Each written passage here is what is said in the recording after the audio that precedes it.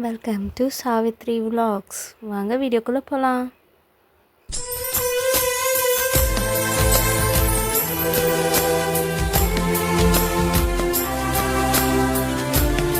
இன்றைக்கி நம்ம வீட்டில் பாட்டி தாத்தா காலத்தில் செஞ்ச மாதிரி ரொட்டி செய்ய போகிறோம். எதை வச்சு பண்ண போகிறோன்னா ராகி மாவை வச்சு பண்ண போகிறோம். அதுக்கு நம்ம சின்னதாக நறுக்கின பச்சை மிளகா போட்டுக்கலாம். அதுக்கப்புறம் ரொம்ப சின்னதாக நறுக்கின தேங்காய் போட்டுக்கலாம். அதுக்கப்புறம் அது பேர் வெங்காயம் போட்டுக்கலாம்.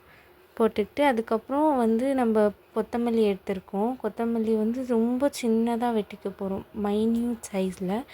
ஏன்னா ரொட்டி பண்ணும்போது நமக்கு அது தட்டும்போது க்ளீனாக இருக்கணும். அதே மாதிரி எதுவுமே இதாகக்கூடாது அப்படின்றதுனால நம்ம இப்படி எடுத்துக்கிறோம்.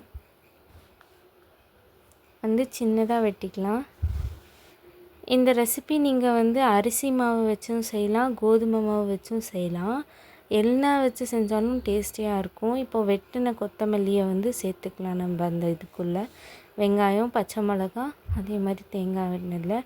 இப்போ கருவேப்பிலை நம்மளால் கட் பண்ண முடியாது, வெட்ட முடியாது. அதனால் நம்ம சிசரை வச்சு கட் பண்ணி போட்டுக்கலாம்.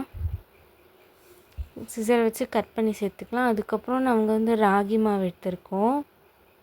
ராகி மாவு எடுத்து போட்டுக்கலாம். ராகி மாவு ஆட் பண்ணிக்கலாம். பாருங்கள், ராகி மாவு இப்போ 4 வெங்காயம் எடுக்கிறேன்னா 1.5 கிளாஸ் அளவுக்கு ராகி மாவு நாங்கள் அந்த கன்சிஸ்டன்சியில் தான் எடுத்திருக்கோம். வெங்காயம் மீடியம் சைஸ் வெங்காயம் எடுத்திருக்கோம், பெரிய வெங்காயம் எடுக்க கிடையாது. இந்த ராகி மாவுக்கு லைட்டாக உப்பும் சேர்த்துக்கலாம். உப்பு சேர்க்கணும். அதே மாதிரி இது பாருங்கள், அவங்க வீடியோவில் காட்டுற மாதிரி மிக்ஸ் பண்ணிக்கோங்க. அதே மாதிரி தண்ணி கொஞ்சம் கொஞ்சமாக சேர்த்து மிக்ஸ் பண்ணிக்கோங்க. எந்த அளவுக்கு பிசையணும் அப்படின்றத நீங்கள் பார்த்துக்கோங்க வீடியோவிலேயே. நம்மளுக்கு இது தோசை மாவு கன்சிஸ்டன்சிக்கும் இருக்கக்கூடாது, அதே மாதிரி சப்பாத்தி மாவு கன்சிஸ்டன்சிக்கும் நம்ம பிசையக்கூடாது. மீடியம் சைஸில் நாங்கள் பிசைஞ்சுக்கிறோம். பாருங்கள், பிசைகிறத நல்லா பார்த்துக்கோங்க வீடியோவில். இப்போ நம்ம பிசைஞ்சு முடித்தாச்சு. நம்ம ஸ்டவ் ஆன் பண்ணி பேன் வச்சுக்கலாம். பேன் ஹீட் ஆகட்டும். இப்போ நம்ம ஒரு பட்டர் ஷீட் எடுத்துருக்கோம். பட்டர் ஷீட் எடுத்து அதில் ஆயில், இதுக்கு ஆயில் தட்டும்போது நிறைய தேவைப்படும். அதனால் கொஞ்சம் ஆயில் நிறையவே போட்டுக்கலாம். அது பட்டர் ஷீட் நாங்கள் யூஸ் பண்ணோம். நாங்கள் வீட்டில் பட்டர் ஷீட் தான் யூஸ் பண்ணுவோம் இதுக்கெல்லாம். பாருங்கள் எப்படி தட்டுறாங்க அப்படின்றத நீட்டாக பார்த்துக்கோங்க.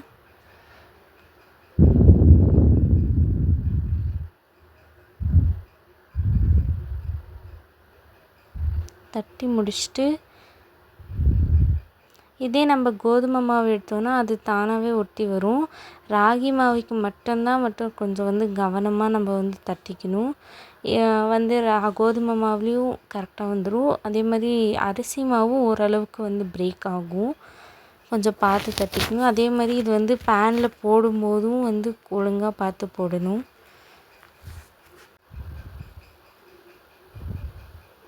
தட்டி இந்த மாதிரி போட்டுக்கலாம். பேனில் நல்லா ஹீட்டாக இருக்கணும் பேனு.